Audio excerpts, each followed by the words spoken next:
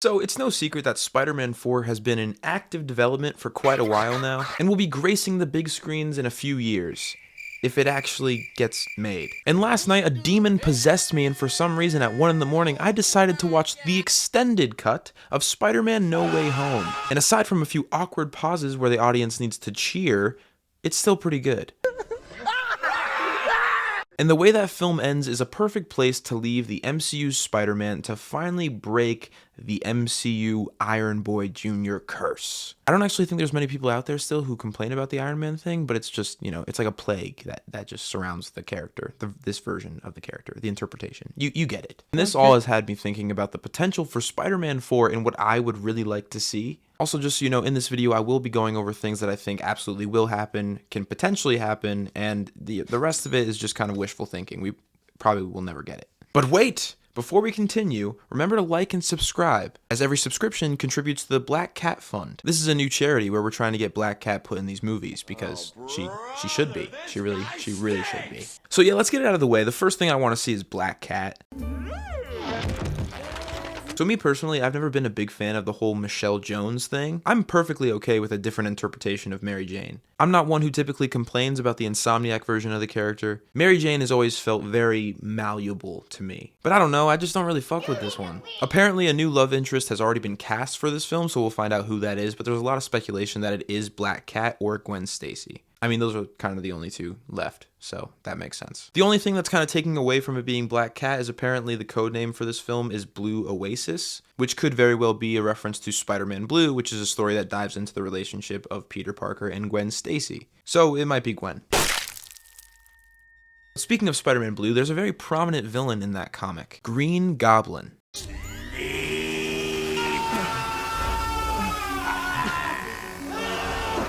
Now look, I would love to see an MCU version of Norman Osborn. I think that would be fantastic. And we are seeing a kind of semi-MCU version in the upcoming Friendly Neighborhood Spider-Man TV show. But here's the thing. No Way Home had probably the best Goblin ever in Willem Dafoe. They also had Alfred Molina doing a great job as Ock, and the rest of the villains doing a great job too, except for the two that didn't show up.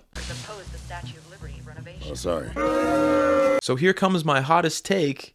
I kind of don't want to see Green Goblin for a while. A couple months ago, Tom Holland did an interview where he said he had read the script for it. It was a very rough draft. There had to be a lot of work, but that he really thought it was a good film and that it like reignited the fire within him to play Spider-Man. I really feel like we've cracked it. Well, since then, apparently the story for the film has completely changed. And according to leaks, initially the villains were going to be Scorpion and Shocker.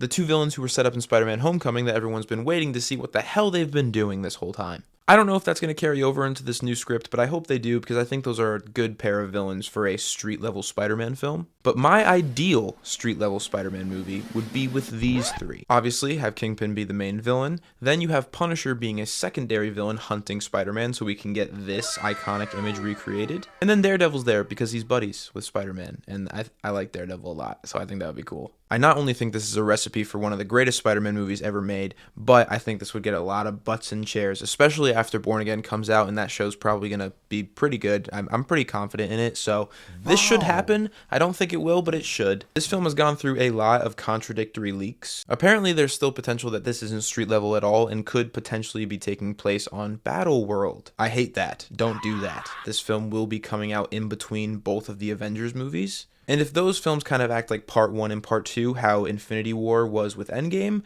then Spider-Man could be, you know, the in-between. But please, for the love of God, make it a prequel. Please, please, do not give me another multiversal Spider-Man film. I don't need that. Nobody needs that. Nobody wants it. We just want to see him fighting bad guys and doing quips. I understand maybe wanting to dive into the symbiote arc of this character, but don't do that in the first movie. You know, give it to him in the Avengers films and then we can explore it later on, but we don't need to see that in Spider-Man 4. Spider-Man is becoming synonymous with the multiverse, and I don't like that. When I used to think about it, I used to think about, like, The Flash and Flashpoint, but now I'm thinking about Spider-Man and the constant versions of Peter Parker we've seen, and that pisses me off. My stomach is grumbling, it's growling, it's aching to have a taste of some good old-fashioned Spider-Man content, so please, Marvel, I am begging you. You are already on thin ice with the Fantastic Four. If you mess that up, I am out. I am out of here. But if you mess up Spider-Man 4, then I'm gonna put some dirt in your eye.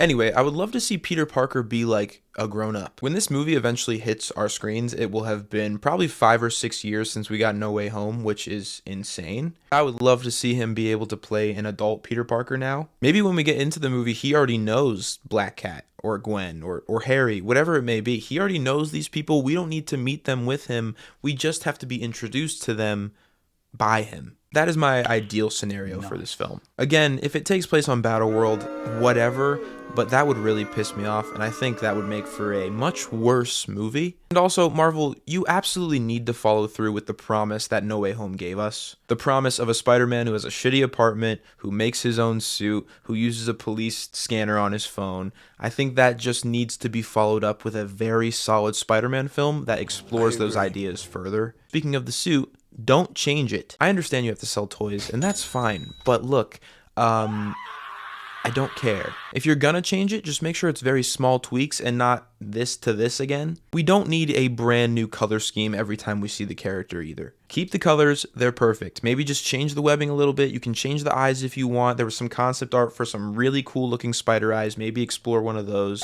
Change the emblems if you need to. I think we could do a little bit better with the emblems. That's usually my only complaint with this suit. But that's it. You don't need to change anything else. You struck gold. Leave it.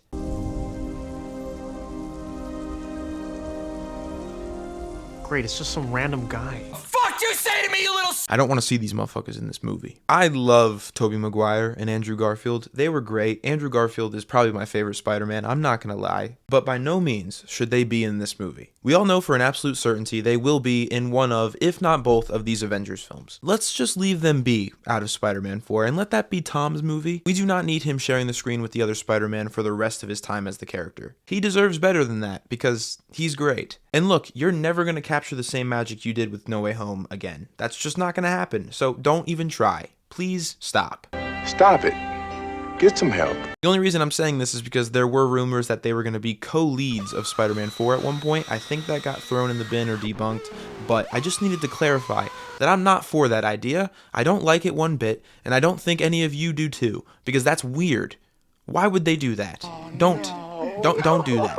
I used to be a much bigger MCU fan, but I have fallen far from that time. Right now, I am laser focused on DC and what James Gunn is doing. So I mean it when I say, if Fantastic Four and Spider-Man 4 are bad movies, I am out. The amount of content from Phase 4 and 5 that I have not seen is absurd, because I used to make sure that I saw everything.